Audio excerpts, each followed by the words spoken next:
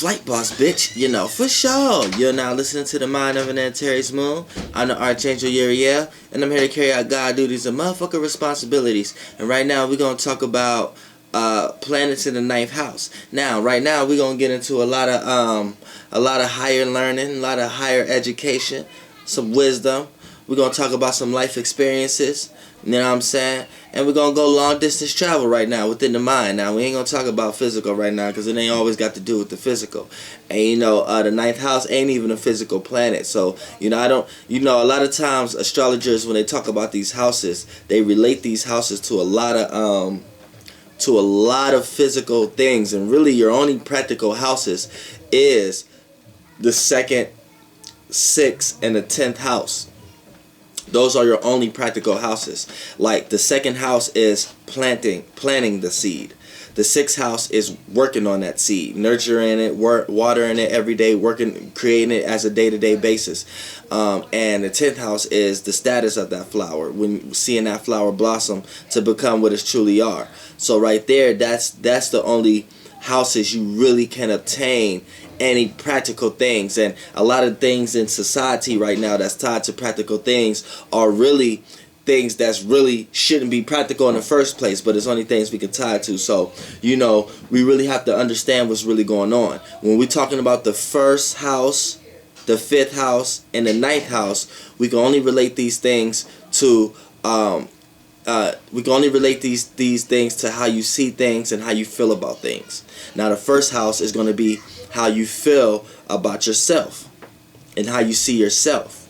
The 5th house is going to be how you feel about your expression, how you see your expression, or how you feel or see other people and see you.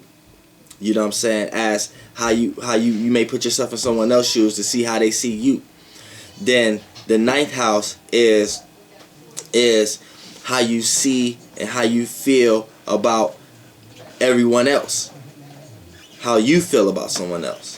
You know what I'm saying? How you see someone else and many different other people, till you come to a conclusion of your own broad perspective of how everyone should feel, how everyone should see things.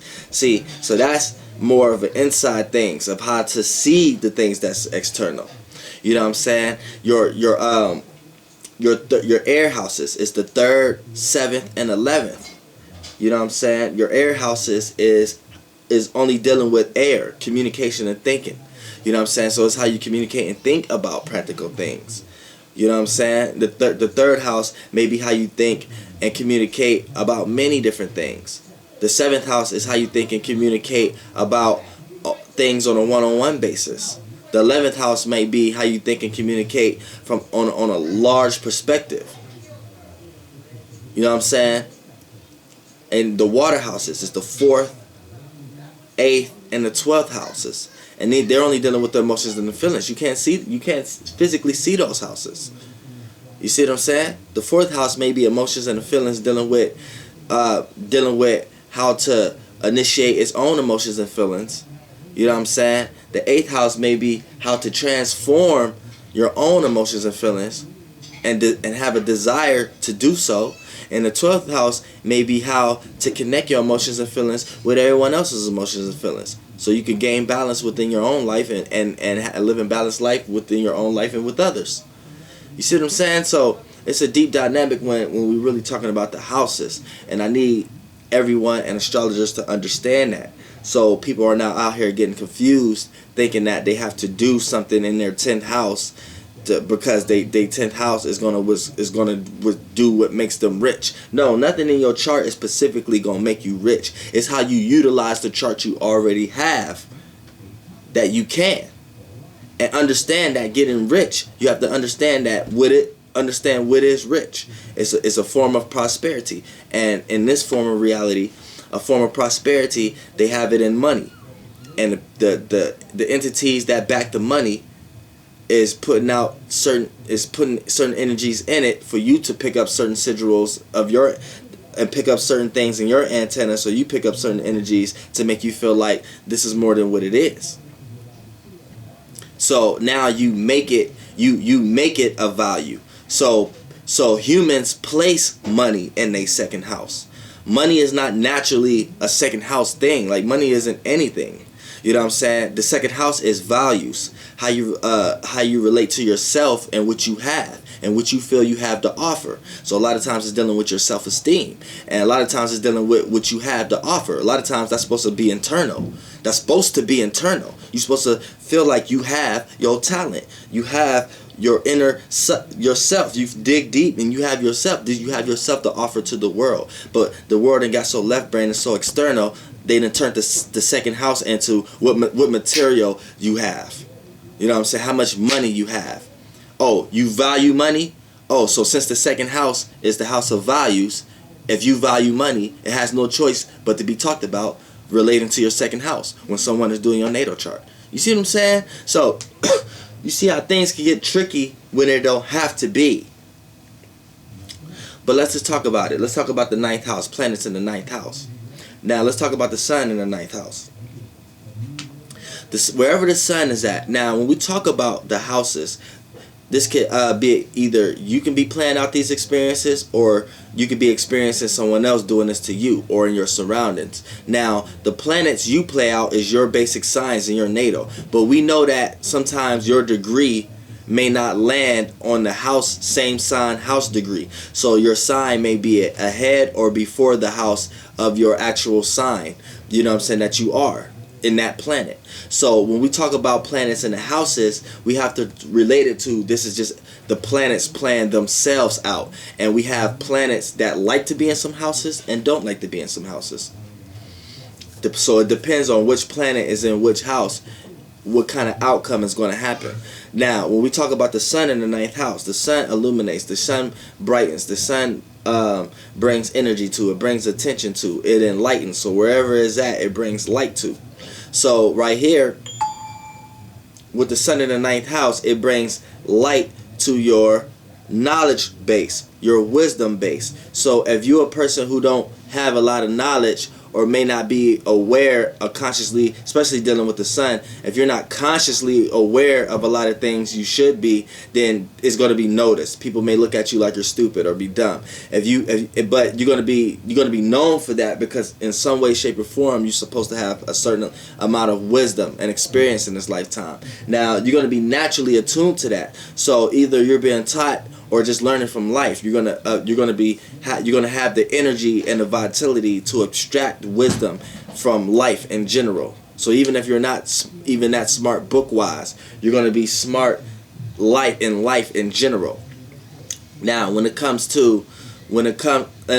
say in life, I mean for like thinking about things from a broad perspective. Now, this is originally the Sagittarius house, so the houses came first. So a lot of the signs. Houses rules the signs. The signs don't rule the house. That's another thing astrologers need to get right. The houses was here first, because the houses isn't anything but the 12 astrological angles that God looked. The 12 directions God looked when he did a 360. So when he got to the ninth house, he developed a lot of wisdom and knowledge and experience. Because he experienced. Well, not even he. God experienced a lot of things from the first house, second house, third house, fourth house, fifth house, sixth house, seventh house, eighth house, and now I got enlightened. And we know what the eighth house represents: being in the dark about something, not knowing the full ramifications of a situation. So that's God not knowing the full ramifications of the 360, which God itself is the 360, but knowing itself, it has to bring itself into density. So once it did the 360, it came down. Now all this is relative to the talking of the placements in this house, in the ninth house, because this is the higher father house. Even if you're a single parent and you're a mother, to a certain degree, you have to install certain father characteristics in your children, and you do it by just being who you are. And fathering in this realm of reality doesn't even necessarily has to deal with this male or a father of a child. Fathering is wisdom, knowledge, and learning. So when someone teach you something, that's the true essence of fathering. Like when someone just taught you a lesson in the streets, what they say? Oh, I just sunt that nigga. I just sunt that nigga. They don't even know why they saying that. But if you sunt them, 9 times out of 10 you that person's father, or you're trying to say that you that person's father, but you don't even see it that way, right? See what I'm saying? What Nicki Minaj be saying? All these bitches is my sons. Because 9 times out of 10, she's trying to say she's smarter than the other female rappers. She's more intelligent than the other female rappers. She can rap better than the other female rappers. So she's sonning the other female rappers. And goddamn, what the fuck is Nicki Minaj? A goddamn Sagittarius. Goddamn. Who one of the smartest rappers right now? This period. Jay-Z. What is Jay-Z? Goddamn Sagittarius. See what I'm saying?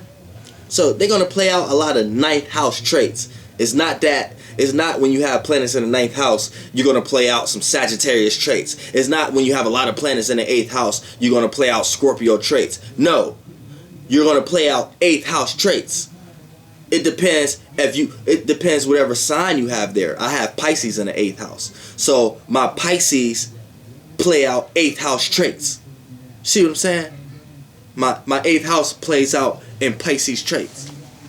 Now, Scorpios in general may share some energy with the eighth house because it comes out of the eighth house. You see what I'm saying? You got to get it for real, and not just understand it.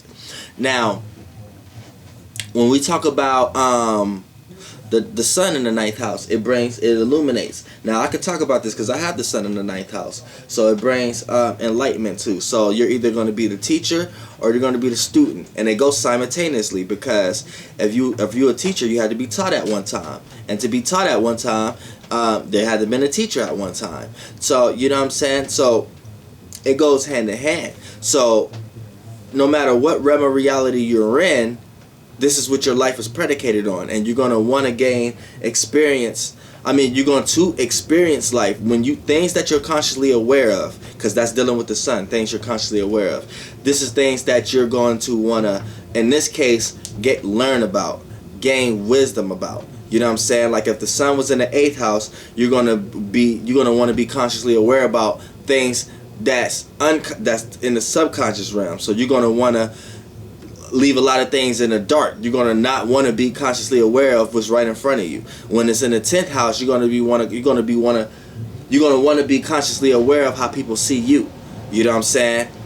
But in the 9th house, you're going to want to be consciously aware of knowledge, wisdom, learning things, experiences in your life. It don't matter what the experience you have in your life, you extract wisdom and knowledge from it and come up with a philosophical view on how it's to be perceived, and how it's to be seen, and how it's to be felt. And you either come up with the conclusion of you may run from a situation that you don't want to experience again, or you may run to situations that you love to experience. But no in between. It's extremes. Now, when we go to the moon in the 9th house, the moon is your emotional awareness, how you feel, who you are, your Merkaba, what you manifest, your magic, your soul, your yin, your melanin, you know what I'm saying, your music, your fluid. So it's your reactions. It all plays out to your reactions. So you react to all knowledge bases, all learning, all experiences in your life. Like certain experiences that you may have, that other people may have, like the same kind of experience, you may feel more deeply about that than others may feel, because you're actually trying to see the experience for what it is and try to understand why it was manifested, why it was needed, and a lot of times you tie it to higher things, like a higher perspective. Like for an example, the sun may be consciously aware of things and always like to tie it to a higher perspective, or a higher nature, a higher philosophical view, or a higher point of view, or a higher broader perspective about what they're consciously aware of. Now the moon here is going to do the same thing, just in the subconscious realm. It's going to want to tie its emotions to a higher realm of reality, or a higher realm of reality, or a higher point of view, or a higher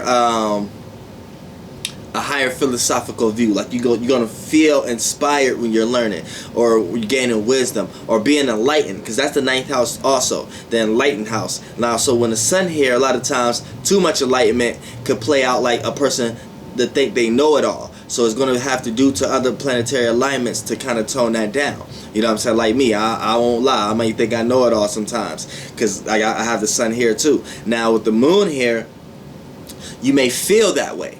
You may feel like you know it all, and that's how your emotions be predicated also, like you you know it all and this, that, and the third. So, you know, a lot of times you react to others who have a sort of conviction to them, like they have wisdom or knowledge, and you kind of cling on to people who make you feel like they've experienced what you've experienced, or they experience what you may want to experience, or they experience what you don't want to experience, and they may have some type of wisdom and knowledge they can share with you in order for you to get into it.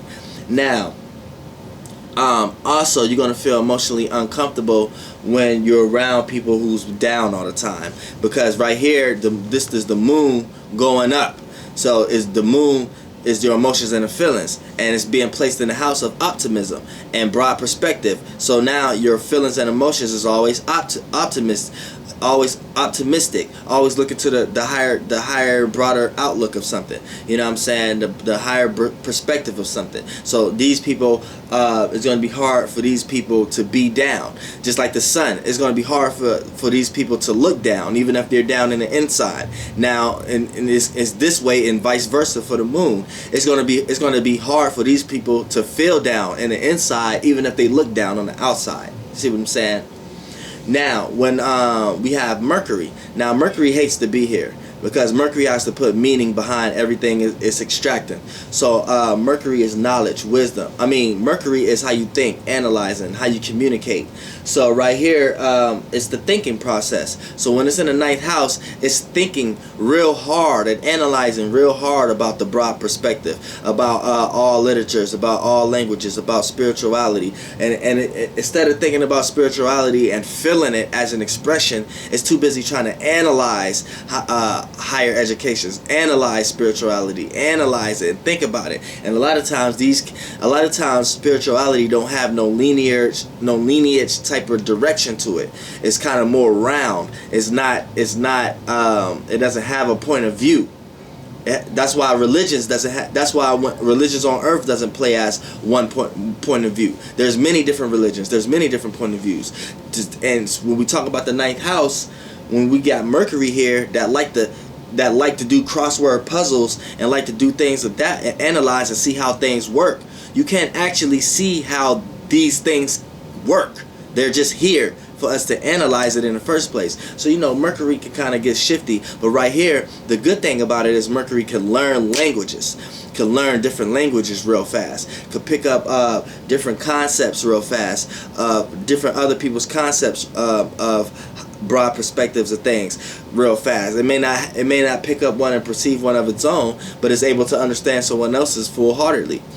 And also, when it comes to Mercury being in the ninth house,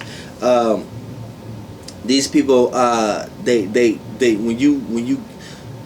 you get too faith-like, too optimistic, these people, they'll tone it down. Like when you start to get too optimistic, they want to bring you back down to reality a little bit, and try to break down the math of what you're being optimistic about. And whatever you're being optimistic about, 9 times out of 10, if it's ninth house like, it's nothing really that practical to be analyzing. This is an expression of feeling that you hope to manifest. So when Mercury starts to analyze and break the puzzle down of how that actually works, a lot of times it can let your hopes down. So a lot of times Mercury in the ninth, people talk their own hopes down, or talk themselves from being happy, or talk themselves from being super optimistic. But for the good part, they're smart in a lot of areas because they got concrete details on how to understand and actually communicate something. Now, when we got Venus, we have Venus in the ninth house. Venus is love, appreciation, value, and how one relates to others. So it's dealing with compromising, diplomatic type things, fairness, you know what I'm saying, beautiful type things, art, and all natures of that, pleasantness. Now, when we have the ninth house, you're going to love, appreciate, and value all wisdom and experiences in your life. Experiences you go through, whether they're bad or good, you're going to feel like they all was good because you needed it for something that'll benefit you, for something that you can help for future type situations that'll benefit you, something you can fall back on. Venus is going to love, appreciate, and value others who been through things and could relate them and act like they have a sort of, not act like, but have wisdom, have knowledge on certain things about life and experiences in life. Right here, Venus is going to love and appreciate and value and relate to others of that nature, and they're going to reach out to be supportive systems, or they're going to be supported by people for them to be this kind of nature. You know what I'm saying? And also, it's going to bring a lot of benefits when it comes to knowledge. You're going to be placed in situations where you're going to be learning things that you don't want to learn, but later on in life you're going to be happy that someone put you in that program, or you're going to be happy that someone did that for you, or you're going to be happy that someone put you in that school, because it's like it's a benefit of learning here. Like, these are people who, they 9 times out of 10 they probably wouldn't even be able to drop out of high school even if they wanted to, because they would have such a strong support system for them to stay in school.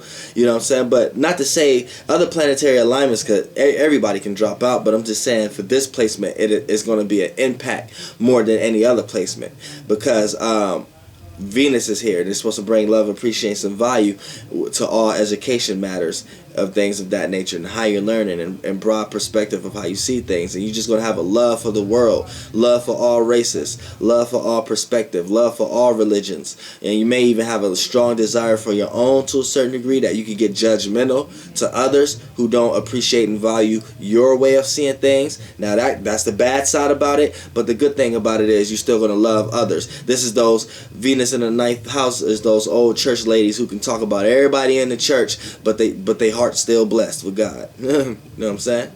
They could talk about the old lady stockings in front of them. They could talk about Mr. James' hairline going as far as back as they just kicked the punt in the field goal or something in the football. You know what I'm saying? And she could talk about his hairline in the back of her. She could talk about little Miss Jasmine, old nappy headed ass nephews and nieces and grandkids and shit that she be bringing to church. She bring a whole football team of kids with her to church. They take up the whole left side of the church. She talk about all them, but she's still blessed with Jesus in her heart. That's Venus in the 9th house for you, goddammit. Now, let's talk about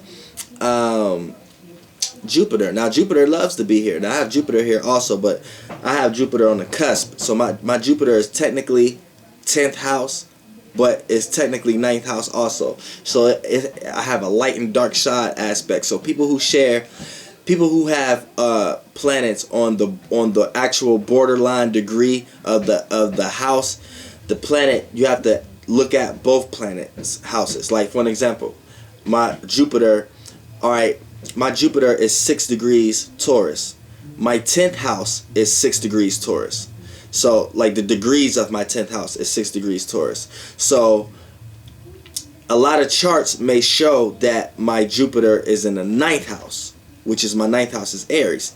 But then a lot of charts may show that my Jupiter is in the 10th house. So, but the actuality of it is a conjunction of a degree. So, my Jupiter is in the 9th and the 10th house, so it's shared qualities. So a lot of times I may show the dark aspect of Jupiter in my 9th house sometimes, where I may try to act like I know it all when it comes to wisdom and knowledge. Then I may show the bright side of it. I may enlighten a lot of people when it comes to broad perspective. Then when the Jupiter come into the other half on my 10th house, the bad side of it is I may think I got a lot of wisdom and knowledge on how I'm perceived, or my status, or how I attain my goals. I may think I know and no one else can tell me.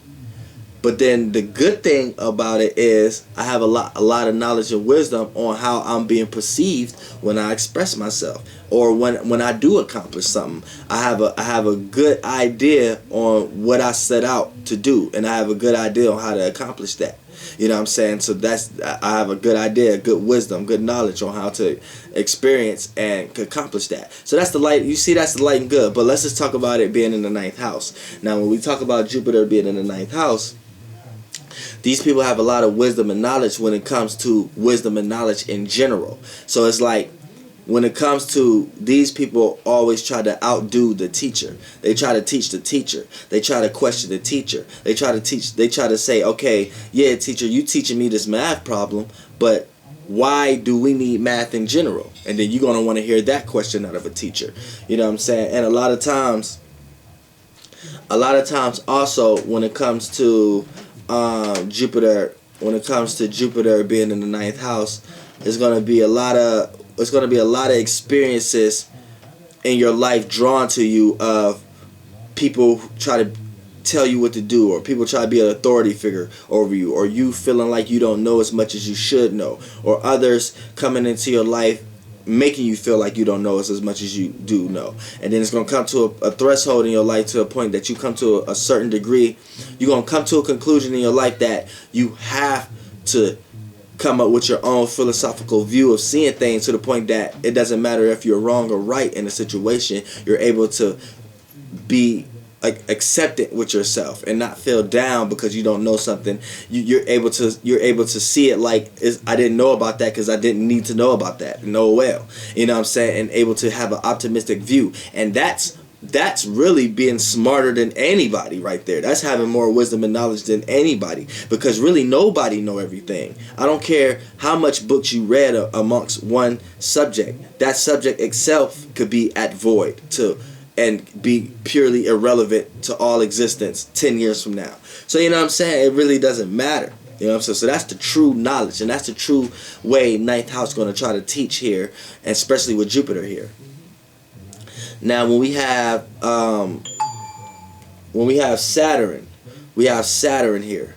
Now Saturn is how one gains structure in one's life, and how one put boundaries, restrictions, and limits on, and where one is going to experience boundaries and restrictions and limits. So right here, when you have Saturn here, Saturn is going to try to gain structure in their life by their education, by what they've learned, by the kind of wisdom they have, by the kind of educational system they have, by what they've learned, and by their experiences in their life. Like if you're a person who dropped out of school, you're still going to try to gain structure in your life by the experiences you have in your life. So like people you may know and things you have went through, you may try to use that as a way of gaining structure in your life. Now also, you're going to place boundaries and restrictions and limits on what other people trying to tell you, what other people trying to teach to you. You're going to have a kind of restriction level to all authority figures in your life. Now, also, you're going to put boundaries and restrictions and limits. You're going to experience boundaries and restrictions and limits when it comes to traveling, when it comes to long distance travel within the mind. Also, you're going to always want to think about immediate and never think about future. You also, when it comes to this placement with Saturn in the ninth house, which is, it's not a good or bad thing about anything. When people want to think about now and not the future, these people are more practical than others. They know how to get the job done today and live and know how to plan for vacations, other than people who want to spend reckless for today and can't plan. You know what I'm saying? Based upon being optimistic. So, you know, it's good for everything. It's a bad and good in everything. But when you have Saturn right here, you're going to place a lot of boundaries. You're going to experience a lot of boundaries and restrictions and limits on different, being enlightened about certain things. Because remind you, this is a fire house, but Saturn doesn't reflect the light. So right here, when someone is trying to enlighten you about something, or when you need to be enlightened about something, a lot of times it may keep you in the dark about it, and it may take you to repeat that life experience more times than others may have to before you become enlightened of that situation. And it could become this could become a stubborn situation too, like you don't want to listen to nobody. Now when we have Mars in the ninth house, Mars is your intentions, your willpower, your desires, and how you carry out your duties and obligations. Now with Mars being in the ninth house, your intentions is to learn. This is going to be a lot of things you intend to do. This is going to be your passions, your willpower. You're going to draw in energy, and you're going to desire to learn and desire to experience. Now you may experience a lot of aggressive type experiences in your life, like a lot of situations that was volatile, aggressive, hatred, opposition, you know what I'm saying? But you learn from these situations, you gain experience from these situations, and you gain wisdom from these situations. Also, you're going to have a lot of knowledge and wisdom when it comes to people's intentions. You're going to be enlightened when it comes to people's intentions. For an example, when someone try to come around you and they presenting one facet to you, but they really mean something else by whatever they trying to tell you, you're going to be enlightened about that. You're going to be able to see that off the person. You know what I'm saying, with Mars here, because you're going to be able to feel it. Because Mars is a red planet, so you're going to be able to feel the energy of other people's intentions, and you're gonna have the wisdom and knowledge of how other people see their passions and how other people carry out their duties and obligations, and you're gonna have a good broad perspective of how to carry out your own. Now, when we talk about Uranus, now Uranus is change, opposition, but it's also uniqueness and originality. So right here in the 9th house, you're going to be very unique and original when it comes to how you learn, the things you're into, the things you gain wisdom from, the things you like to learn about, the things you like to be taught about, the things you like to teach. But you're going to also experience rebellion and opposition and change when it comes to your way of seeing things, your way of feeling about things, your spirituality and stuff like that, because you're gonna be so unique and original that others is gonna for some reason oppose you. Now, when it comes to Neptune is dreams, illusions, creativity, and imagination. Now, in the 9th house right here, you're gonna have a lot of creativity and imagination when it comes to spirituality, when it comes to higher learning, higher education, the broad perspective of how to see the world and how other people see things and feel about things.